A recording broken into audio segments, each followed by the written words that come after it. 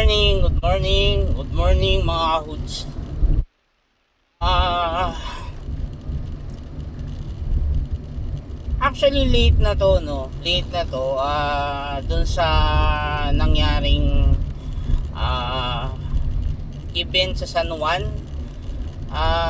Kung napansin nyo, maraming nag-comment about dun sa Basan Festival nila, no. Yung parang fiesta ni San Juan de Baptist. Actually, being a Catholic, yan yung isa sa ayoko. Isa yan sa pinaka-ayoko sa mga ugalian ng mga Katoliko. Yung pwede ka naman magpiesta, no? Pwede ka naman gumawa ng piesta at magsaya kayo na without doing harm to the other people na say hindi naniniwala dun sa ganun. Like me, hindi ako naniniwala. Personally, hindi ako naniniwala sa ganun. At ako naman ay naniniwala rin ako na kung si John the Baptist ay nabubuhay at tatanungin mo kung gusto niya yung style na ganun ng pagsasaya, definitely, no? Definitely hindi yun mag-agree na ginagamit pa ng mga tao yung sa San Juan, yung fiesta or festival nila doon, yung Basahan Festival, para makapanakit, makasira, at paring makainis. Yun karamihan talaga is more of inis, no. Maiinis ka kasi kung katulad ko na hindi naman ako naniniwala doon sa ganong tradisyon, ay mabubwisit ka, 'di ba? Bakit? So yun, paano kung halimbawa sabihin natin na ay kasi tradition yun time na nagkakaroon ng ganun talaga nangyayari, so dapat alam na ng tao na ganun ang mangyayari. Example, ang tagal mo naghahanap ng ang tagal mong naghahanap ng work.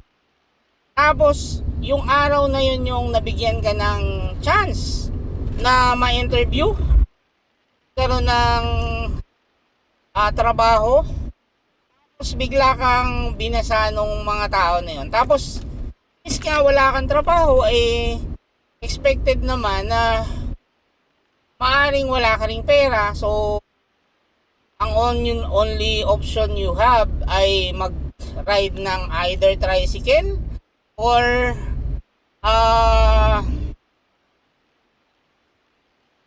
or jeep, 'di ba? Bus. Pwedeng ganon. Na sabihin na natin yung bus ay hindi aircon. Kasi yung aircon naman medyo iwas 'yon kahit papaano. Because ilak mo lang naman yung lahat ng mga pintuan mo, tapos yung mga bintana mo ay ganun din, nakalak din, hindi ka naman mababasa, so hindi ka naman mapapasok for sure. Kaya lang, yun nga, kung halimbawa wala ka namang ganong option. Say, ang jeep na dumadaan sa'yo dun ay yung ordinary, typical jeep na ginagamit natin na yung basta yung ganyan, yung ordinary na nakabukas, may bintana, may pinto, wala namang harang. What if ganyan yung nasakyan mo? Liguan ka. So, paano mo i-explain doon sa employer na mag-i-interview sa'yo na hindi ka makakarating dahil basang-basa ka? Diba? At sabihin natin, sobrang tagal mo na. Mga 2 taon ka nang naghahanap ng trabaho at ngayon ka lang nabigyan ng chance na ma-interview. Final interview yun. Of course. Final interview yun. Tapos hindi ka nakarating doon sa paano mo i-explain siya doon sa employer na hindi ka makakapunta because binasa ka sa San Juan? So I don't know kung bibigyan ka ng time na i-reschedule ang interview, ay paano kung hindi? Diba? So, nasira na yung chance mo, wala na yung chance mo. At walang makakaano yun, at walang makakatulong sa'yo doon na iba, at hindi pwedeng gawing reason ng iba na dahil piyesta at basaan festival yon at dumaan ka doon sa area na yon, magiging reason yun para i-reschedule yung or bigyan ka pa ng second chance. Paano kung hindi? Diba? So, nasayang yung 2 taon mong paghahantay para dun sa interview na yon. So, kung nakita mo, ay okay naman kung gusto nyo magsaya, diba? As long as hindi kayo nakakasagabal o nakakaperwisyon ng iba. Diba? Kasi dapat pag-isipan na yan ng government. Dapat maglagay lang ng isang area kung saan lahat ng gustong magbasaan, doon kayo magbasaan. Parang katulad nung sinasabi ko sa paputok. Kasi ako hindi rin ako mahilig sa paputok. Hindi ako, nung bata pa nagpapaputok. Pero nung nag-iisip na ako, hindi na ako nagpapaputok. So, hindi rin ako mahilig at hindi rin ako bumibili. Ayoko rin ng maingay. Kaya yun ang recommendation ko noon ay kung gusto mo yung ay maglagay kayo ng area kung saan nyo pwedeng gawin yung mga paputok na yan. Doon nyo gawin. Kasi baka yung iba nakatulad ay hindi hindi willing doon sa ganong style ng celebration. In fact, isa rin sa ayokong celebration ay yung parade. Diba yung pinapasan yung mga santo tapos ipinaparade sa daan. Saan kahit highway yung daan, kahit very busy yung daan na yun, ay doon nila pa iikot yung santo. Doon iikot. Ganun din, nagkukot yun ng traffic. At maraming problema, maraming abala. Paano rin kung katulad ko na hindi ako dinaniniwala sa mga ganon? Kasi yung mga Catholic kasi, probably kasalanan din naman hindi naman 100% kasalanan ng mga pare, no? Hindi 100%. Pero sila kasi yung nagpapasimula ganon. Na iikot mo pa yung santo, sorry for the Catholic people. Iikot ko yung santo.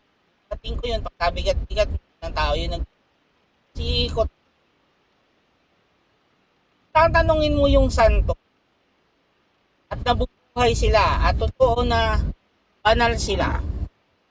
Kung banal sila, tapos buhay sila, tatanungin mo sila, gusto ba nila na iikot mo sila sa buong bayan na ganon? Tapos yung mga santo na yun, banal sila, hindi sila papayag na ganon. Diba? Hindi sila papayag na ganon, na parang aalipinin nila yung mga tao para doon sa walang katuturan na pag-iikot ganon. Kahit yung santo, hindi yun papayag na iganon-ganon siya. That's why minsan pinabatikos tayo ng ibang yung Catholic, particularly Catholic, pinabatikos tayo ng ibang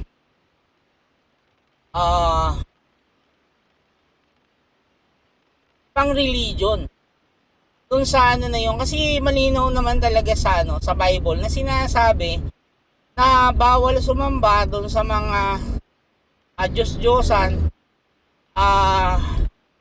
At totoo naman na paulit-ulit din naman sinasabi ng mga pare na yung mga santo at santa dapat inspirasyon lang yon, di ba?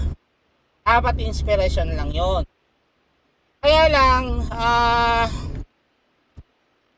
ano ko ba sasabihin? Yung parang humihingi ka ng tulong. So kung halimbawa hindi kasi ito typical na mga tao, no? Kasi kung yung tao, regular na tao, kailangan kasi natin yung sinasabi natin na backer, di ba? mag-a-apply tayo ng trabaho, mas maganda yung may backer kasi yung backer ang ah re-recommend sa atin para matanggap tayo, nag-a-assure sa employer na mahusay tayong tao, na magkakatiwalaan tayo, na masipag tayo, na galing tayo sa mabuting family, mga ganun ba? Diba? Sa tao yon. Pero sa tao kasi very limited lang kasi yung alam niya, diba? Limited lang yung mga alam niya.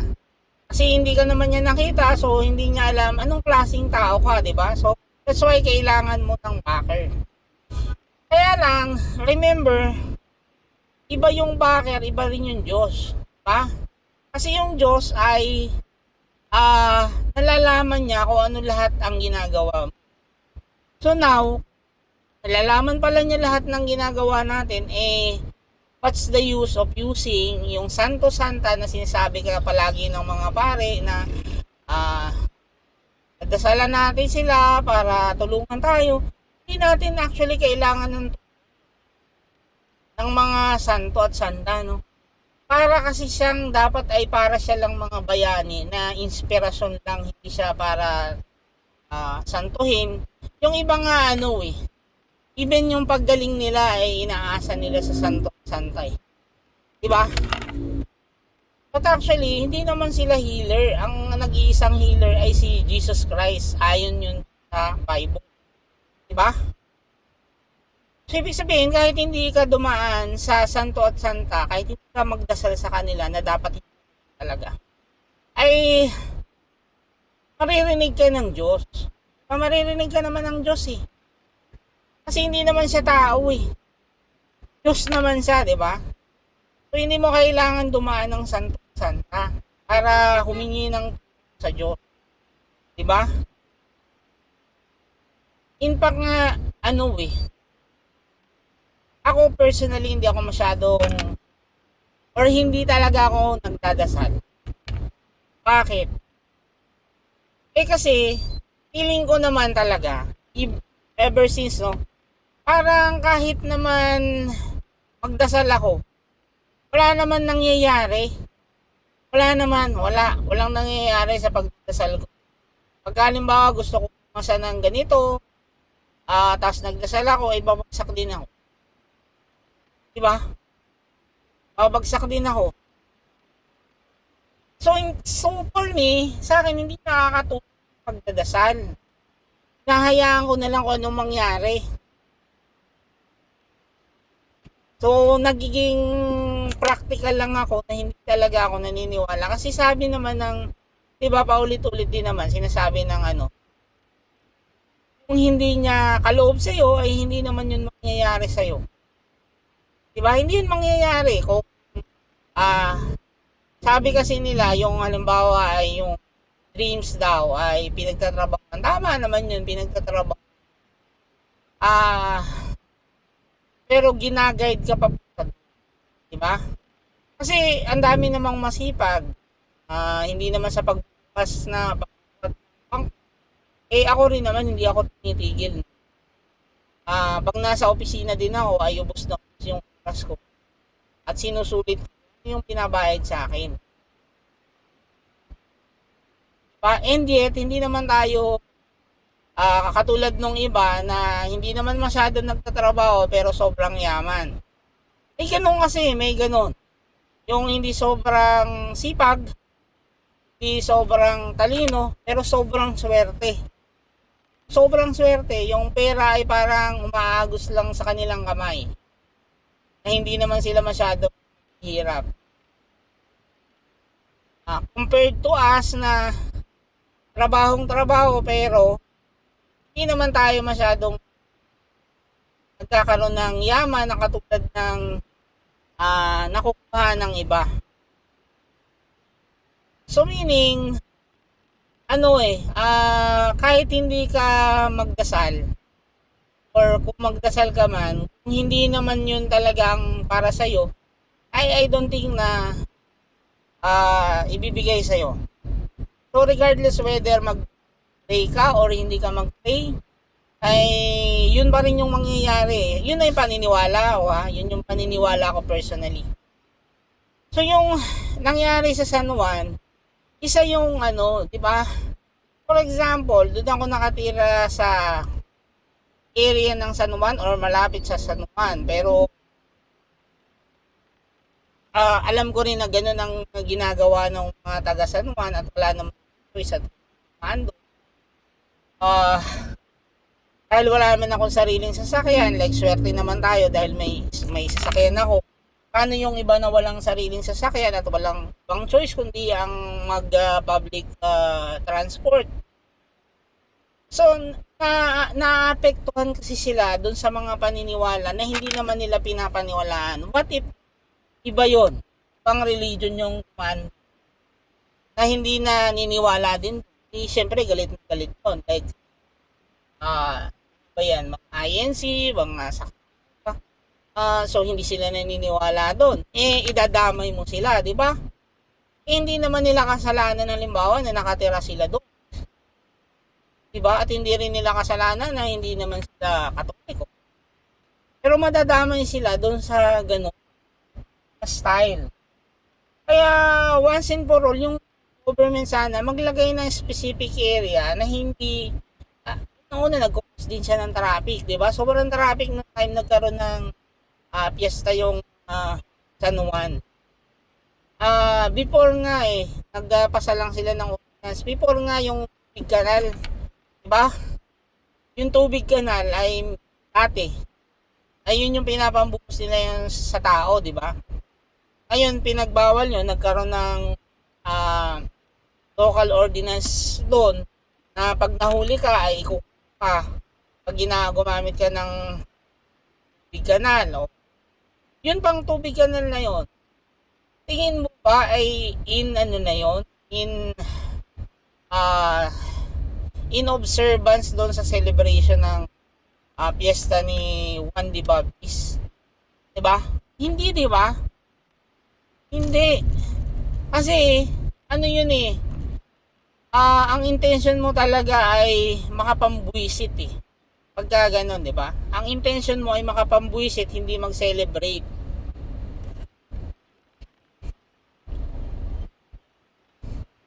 And ako din kasi, mayroon din akong paniniwala pa na isa na hindi, yun, isa sa hindi ko kasi pinaniniwalaan sa Bible.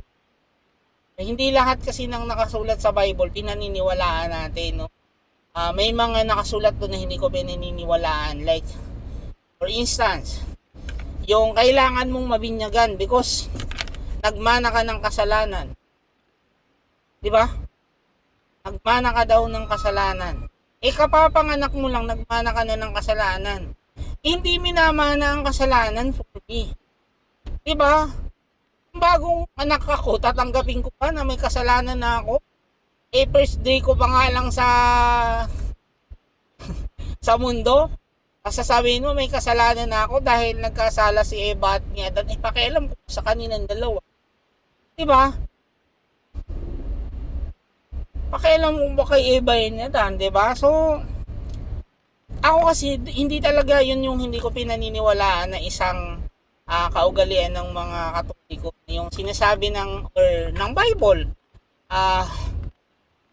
na yung pagkasilang ng bata ay minamanan niya yung kasalanan. Minamanan, even nga yung utang, hindi mo mamanahin Yung halimbawa, may utang yung family mo, mamanahin yun. Maaring maapektuhan ka pero hindi mo mamanahin. Ano yung effect nun? Maaring walang pambili ng gatas yung magulang mo. Walang mahiraman ng pera. But it doesn't mean na part ka nung utang na yun. Hindi ka part ng utang na yun. Diba? So, yun yung mga bagay na hindi ko pinapaniwalaan sa Bible talaga. Kahit sabihin pa ng that's why kung ako yung ipapanganak uli, tapos sabihin mo sa akin bibinyagan ako, hindi ako magpapabinyag na. It so happen lang na nabinyagan ako nung bata pa ako dahil wala pa naman tayong isip nung binibinyagan tayo. Pero kung may isip na ako, hindi ako magpapabinyag because hindi ko pinaniniwalaan na kailangan basahin buhok mo, ilublog ka sa tubig. Sino man yung mga religion, wala naman akong hindi ko naman kayo inaaway, pero yun ay personal na paniniwala ko, na hindi ako naniniwala na ipapasa yung kasalanan ni Eva at ni Adan dun sa mga bagong panganak. Even yung Diyos, di ba?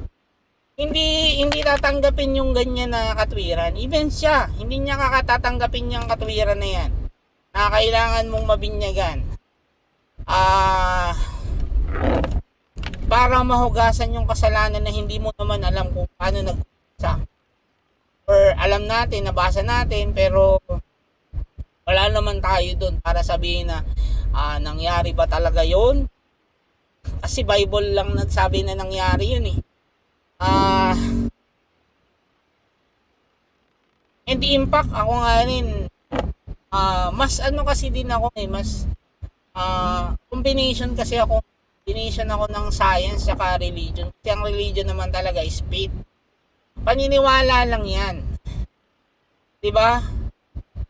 Yung science kasi may basis siya. For example, alam naman natin na yung sa Eva ni Adan ay tisoy at tisay. Diba? Tapos, matatangos ilong mabuti. Tapos tayo pango. Tapos, brown ng color natin or black. At wala naman talagang science, no? Sa science, makita natin, pagka nanganak yung negro ng maputi, anak araw yun, may problema. May problema siya, di ba? Genetically, may problema siya. Hindi dahil sa ganun yung mangyayari na yung maitim ay posible talaga magkaanak ng normal na puti. Might be 1 in a billion pwedeng mangyari yon, baka kasi dun sa family history nila, baka naman long before pa ay meron silang Amerikanong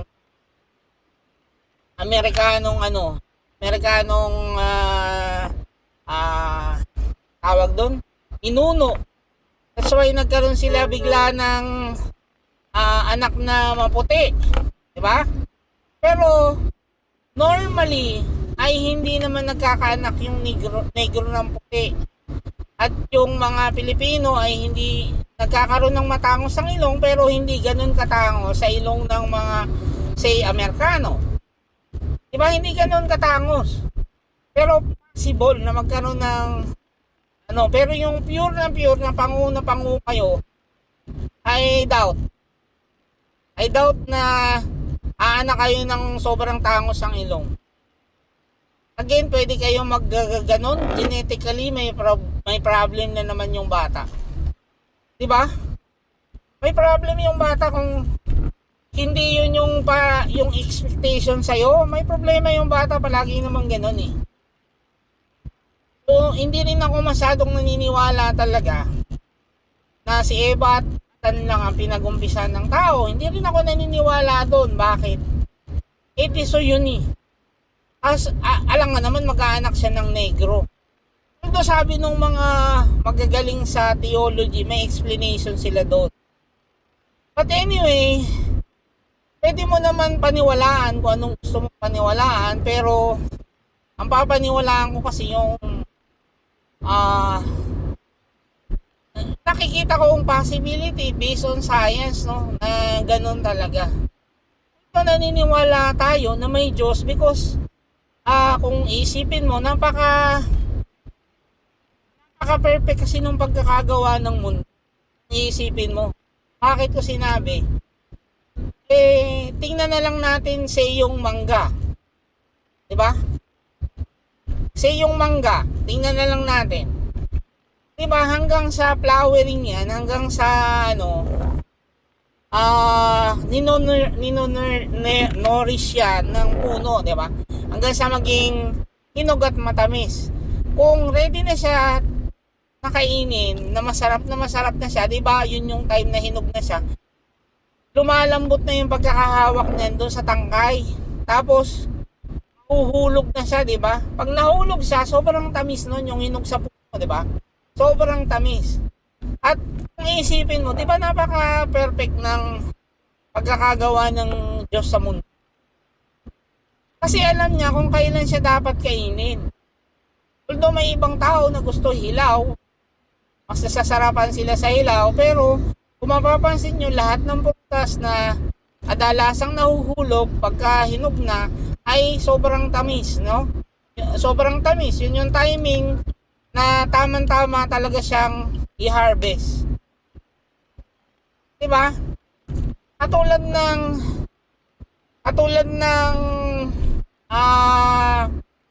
halaman, diba? Katulad ng halaman, mga puno. Diba? Parang ito kasing mundo ay parang inodel. Ang model ng pagkakagawa nito ay parang human. Bakit? Ay kasi yung puno, yan yung lungs ng mundo, di ba? Yung lahat ng pollution na ginagawa ng tao ay hinihinga or ina-absorb ng puno, tapos ikino-convert niya into oxygen. That way, may reprocessing na nangyayari, di ba? Nire-reprocess niya yung mga ano bang tawag doon? Poisonous or harmful. Di ba? Yung mga harmful na usok ay nire-reprocess niya para gawing oxygen at maging makabuhay na naman sa mga tao, 'di ba? Pakinabangan na naman ng mga tao. Like even yung water, no? Even yung water, kung mapapansin nyo, 'di ba? Yung mga bato, hangin at kung ano-ano pa, pinipilter niya yung pinipilter niya yung tubig para maging potable siya, no? Yung pwedeng inumin ng mga tao ulit, di ba? Naturally, may ganun kasing may ganong process na nangyayari dito sa mundo. At alam naman natin na hindi yun pwedeng gawin lang ng tao. Diyos yung may gawa doon. Para makagawa ng isang perfect na mundo para sa tao. Diyos lang makakagawa nun. Even yung katawan ng tao, di ba? Kung mapapansin nyo, lahat yan may process eh. Yung liver, yung kidney, may ginagawa silang function para tulungan yung katawan ng isang tao. Di ba? So, isa rin yun sa mga miracle na hindi mo kayang ipaliwanag kung anong naging basis, mga ganon, di ba? Kung naniniwala tayo may Diyos, ang hindi lang natin pinaniniwalaan ay yung mga ibang nasulat na alam naman nating walang ka-basis, no? Yung scientifically ay hindi totoo. Diba? Yung scientifically hindi siya totoo. Bakit? Ganun nga eh. Dahil yung negro, alam naman natin hindi yun na anak talaga ng puti. And vice versa. Tayo din ay hindi naman tayo anak ng very pointed nose. So yun yung pinaniniwalaan ko na dapat ay kino-consider din ng iba, no, na yung katulad nga niyan, yung si Lester yata yun, no? Lester Castro yata yung pangalan ng madila-dila doon, di ba? Tinanong na daw niya, tapos sinabi may meeting, pero binasa pa rin kasi kaugalian daw. Di ba? Kung kaugalian mo yun, ikaw na lang, di ba? Kaugalian mo, ikaw na lang, wag na kayo mandamay. Lahat ng gustong maligo, lahat ng gustong mabasa, di magbasaan kayo, wala namang problema dun. Kaya lang ang problema dun, yung ayaw mabasa at babasahin mo, yan yung malaki ang problema. Di ba? Kasi sa daan pa siya ginagawa. So, grabe siyang abala sa di ba? Ilang litrong gasolina or diesel lang nasayang ng araw na yun dahil sa sobrang traffic. Di ba? Naisip ba yun ng mga at gugustuhin ba yun ni John the Baptist? Hindi. Di ba?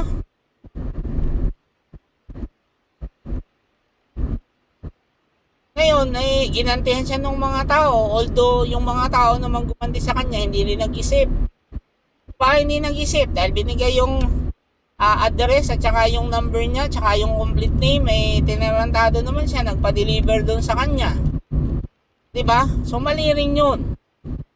Dahil gusto mong makaganti, ang tinamaan doon yung mga riders na nagtatrabaho din ng matino. 'Di ba? Nagtatrabaho lang sila ng matino. Pero nadamay sila sa kalokohan ni Lester Castro. 'Di ba? Sumikat na tuloy si Lester Castro sa kabuuan, 'di ba? Kasi iba rin kasi kung paano tayo pinalaki talaga ng magulang natin. Iba talaga 'yon, no? And sometimes malaking bentahe din kung anong klaseng tao tayo kasi hindi naman tayo pwedeng baguhin ng kahit anong sistema na nandiyan na. Like me, hindi ako masyadong naniniwala sa ganon, although yung mga parents ko naman ay naniniwala. So, depende rin sa tao. Kasi ako maisip talaga ako, pinag-iisipan ko yung mga bagay-bagay, maliit, malaki. Pinag-iisipan ko kung tama, dapat bang gawin. Yung iba kasi parang ginagawa ng reason lang yung kaugalian. Yung kaugalian kasi ay nandyan na. Pwede ka mag-adapt at pwedeng hindi rin. Diba? Ikaw ang masusunod sa sarili mo kasi ikaw naman nagpapatakbo sa buhay mo.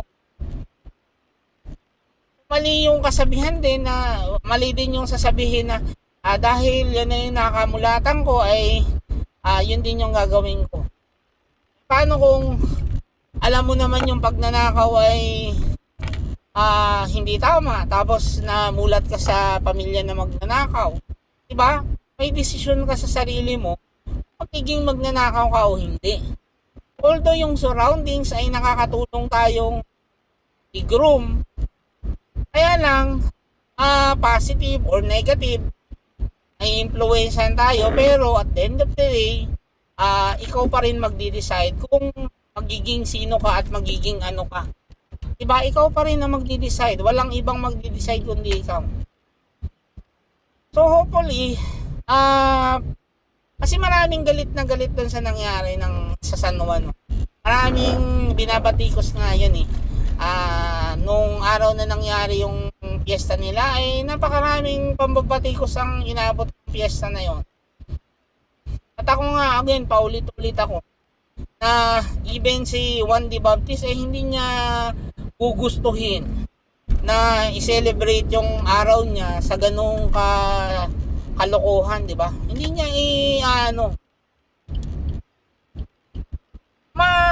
nakakatuwa naman. Halimbawa, mag-birthday party kayo, di ba? Minsan wala naman kayong pera pero mag-birthday party, bigyan ka ng birthday party ng nanay mo, di ba? Tas wala kayong makain. Minsan magagalit ka because masarap yung pagkain mo ngayong araw na to, paano bukas, di ba? Tapos sabihin walang nutrition. Diba? So, sometimes nagagalit tayo pagka ganun. Kasi na-experience na natin yung mga ganyan ako lang sobrang swerte lang ako sa parents ko na hindi, yung parents ko kasi medyo practical. Kahit mag-birthday, dumadaan lang yung mga birthday namin, hindi naman kami naghahanda. Ngayon nga lang ako yung parang yearly naghahanda ako. Every time na may birthday ako, naghahanda ako. Kaya lang ang tanong doon, ako ba ang nag-i-enjoy? Hindi naman ako nag-i-enjoy Kasi nga yung ibang tao, plastic din, sasabihin happy birthday, happy birthday.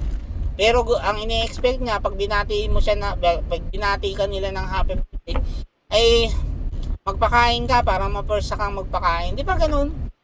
Kadalasan ganun yung ugali ng Pilipino. Binabati ka para magpakain ka lang. Except kung halimbawa malayo yung lugar. So alam mo sincere yung sinabi nilang happy birthday. Diba? Wala silang makukuha sa iyo Unlike yung mga nandiyan sa tabi mo tapos sasabihin ka na happy birthday tapos ine-expect nila dapat magpakain si ganito. Diba? So hindi dinigreet na magkaroon ka ng happy birthday. Pero pinapaalala nila sa'yo na arawan mo yun at kailangan mo maganda at pakainin sila. Kadalasan ganun, di ba? Kadalasan. Ganun talaga yung intention. Unfortunately, yan talaga. Ay. So kahapon din may bali-balita, parang sabi si Lester Castro daw ay namatay na. And later on nalaman na hindi naman totoo. So ang daming, kaya lang ako naman parang hindi naman siya lang ang nagtarantado. Parang ang for me light yung sa kanya eh. Mas grabe pa yung sorry.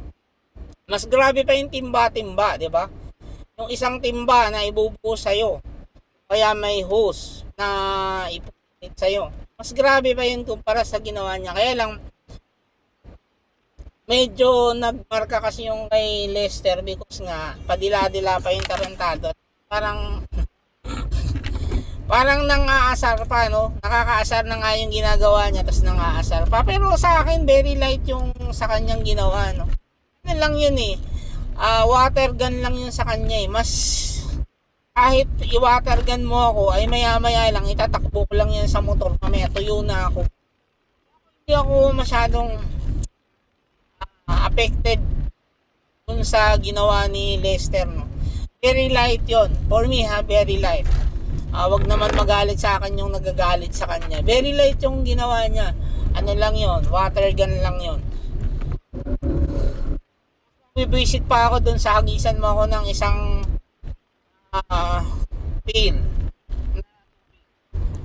As in, wala na. Hindi na ako matutuyo nung basta-basta. Pero yung water gun, ako kahit ubusin mo yung water gun na yun, matutuyo ako nun. Lalo na kung malayo pa pupuntahan ko. Kaya lang yung padila-dila lang talaga ang kinainisan siguro ng tao doon. Pero nung nakita ko, parang hindi naman ako masyadong inis doon sa kanya. Hindi naman. Nainis lang ako dun sa katwiran na kasi kaugalian na yon 324 daw ay nangyayari yan. Yun yung nakakainis. Kasi pakialam ko naman. Diba? Pakialam ko naman kung nangyayari. Kung gusto mo maligo, kung gusto mo basahin sarili mo, basahin mo, nasa yung pipigil. Pero yung ayaw magpabasa, wag nyong basahin. Lalo na kung wala naman silang paniniwalang ganun. Nakatulad ng paniniwala mo. Anyway, malapit na ako sa opisina. Doon na lang siguro nagtatapos yung ating mini conversation. Actually, lumayo ako ng lumayo doon sa original topic, no. Parang 70% hindi naman na ano doon. But anyway, in-explain ko lang doon na paid kasi yon. Kasi yung paid, iba rin yung totoong mangyayari. At ako rin talagang alam ko naman si John D. Baptist ay matalino yon. Hindi niya gugustuhin na yung mga tao ay mabasa dahil lang birthday niya or kaarawan na ginawa rin lang naman ng tao para sa kanya. Hindi naman totoong birthday niya yon.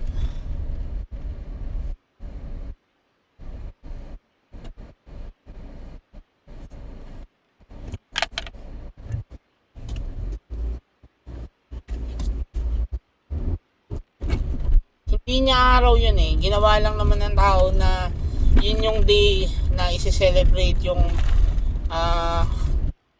event na yon. So yun lang. And hopefully bukod dun sa may mga nainis doon ay hopefully kinapulutan siya ng aral, no. Yun yung pinaka-importante doon.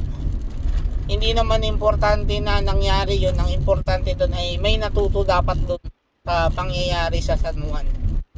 And hopefully yung mayor ng San Juan ay makaisip ng mas magandang way kung paano yun ika-counter, no.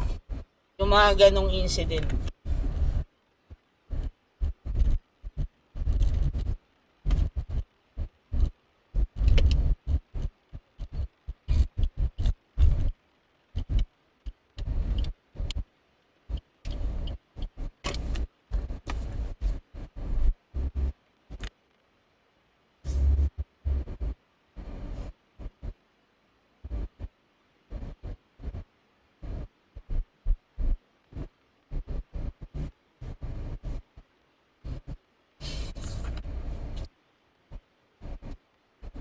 Ayun lang. Good morning sa lahat. Thank you.